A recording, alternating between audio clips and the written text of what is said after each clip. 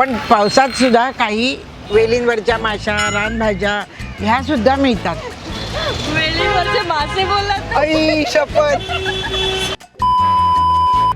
आता पावसाळा सुरू होईल तर तुम्हाला वाटेल की मासे सगळे बंद का आता, कारण समुद्रातले मासे मिळत नाही. पण नाही, असं नसतं. निसर्ग आपल्याला काहीतरी एक बंद झाल्यानंतर काहीतरी दुसरं चांगल्या गोष्टी देतच असतं. त्यामुळे आमच्याकडे आता नदीतले, शेतातले मासे मिळायला सुरुवात होईल. तसेच काही भाज्या बंद होतात तर वेलीवरच्या भाज्या असतात, रानभाज्या असतात, त्या पण आपल्याला निसर्ग अवेलेबल करून देतं. जसं चैतन्यही करतं.